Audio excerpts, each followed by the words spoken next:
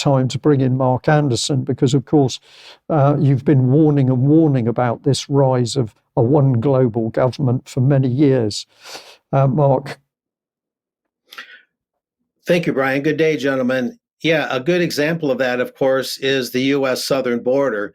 I'll kind of get a cornerstone for my discussion here today by stating that the U.S. will go to any length to intervene globally anywhere if it thinks that economic interests are at stake or whatever it might be. It's an interventionist state until we're told otherwise. But when it comes to its own border, the United States is suddenly non-interventionist. That is, the federal government will only intervene to keep the border open, not to secure it and defend it. Completely counterintuitive to any notion of national sovereignty. But when you look at the whole picture, it makes total sense. Intervene in other countries' affairs, but allow ours to go global at the same time. So the whole thing is toward global governance. Anyway, the Take Back Our Border Convoy happened this past weekend. One was pretty close to me. I couldn't quite get there in person, unfortunately. It was in a city called Quemado, Quemado, over by Del Rio and Eagle Pass, which is one of the most active areas for illegal entries over the southern border. And it also happened in Yuma, Arizona, and Southern California. So there were 3 convoys over the weekend, and I was in touch with Anson Bills, the organizer of the Texas one, to get most of my information for today's report. I mentioned it last week that this was coming up. Anyway, we have a conceptual video that kind of shows the spirit of the thing. Their website is takeourborderback.com, and I've got a bit of an exclusive after this short video on what's coming up later in the year. But let's watch this video, and it kind of expresses the spirit of the event.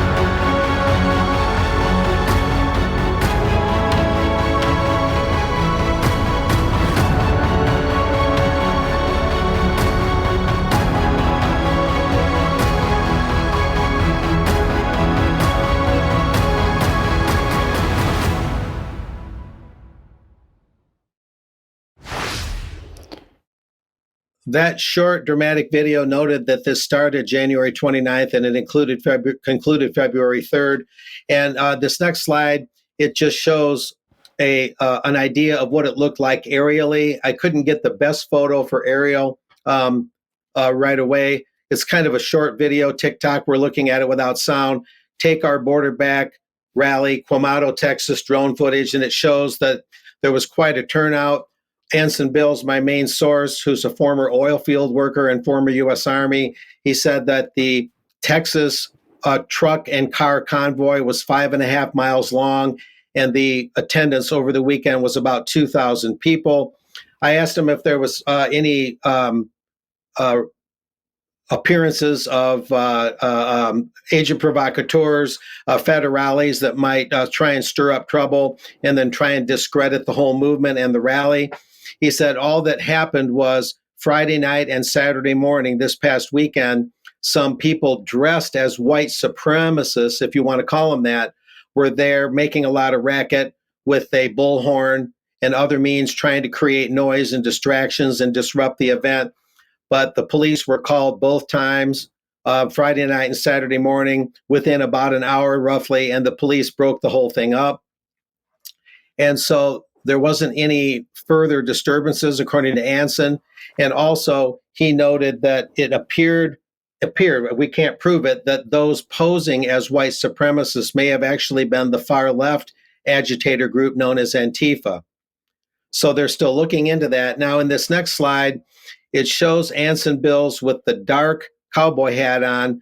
In the upper left photo, excuse me, he's with U.S. Congressman Keith Self, just like it sounds, SCLF, a Republican from Texas's 3rd Congressional District. And then on the other photo is Anson Bills, the organizer, again in the dark hat, with Sheriff Brad Coe. And he's the Kinney County Sheriff in Texas.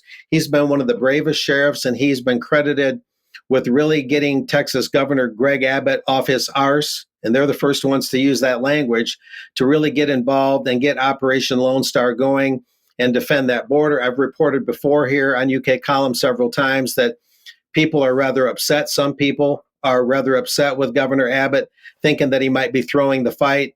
They want him to get serious, and that was part of the reason for this rally. But I'll mention, before we get into some stats briefly, that Anson Bills told me that this was a convoy that became a Christian revival meeting.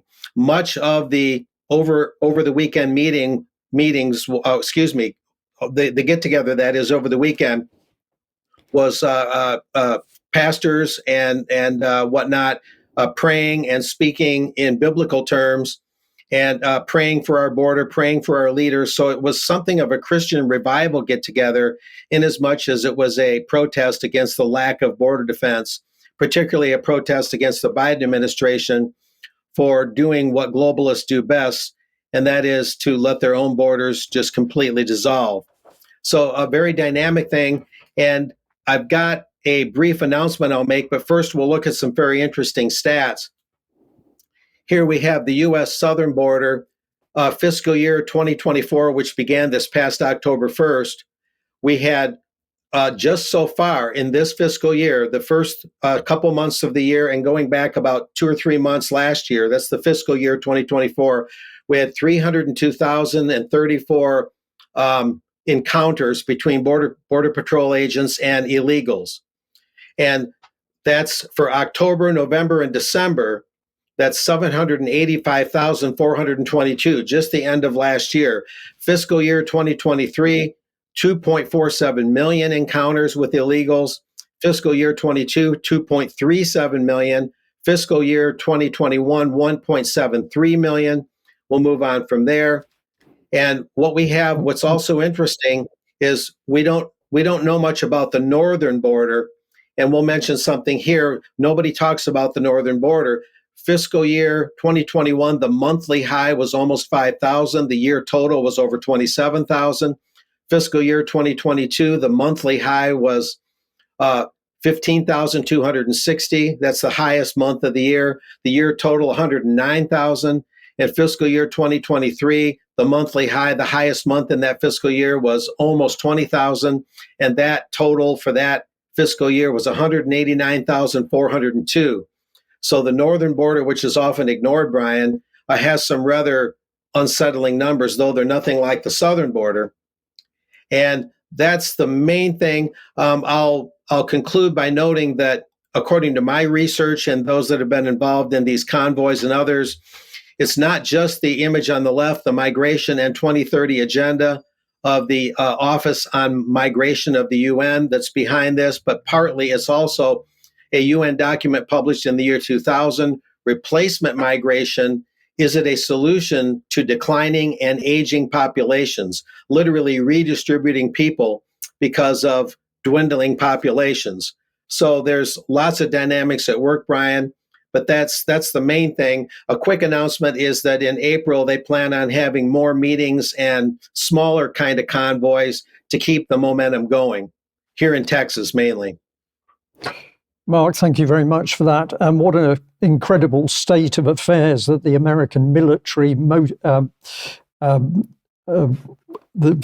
American military is prepared on a vast scale to operate overseas at the moment, and of course is bombing heavily in Yemen.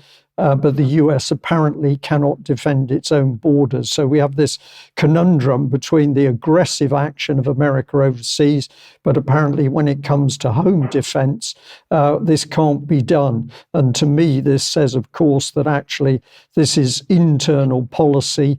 which is designed to confuse the US public in a way that migration problems here in UK can confuse the UK public. So what are we dealing with? Are we dealing with a lack of common sense, or are we dealing with a globalist policy to promote that migration in order to break down the nation state?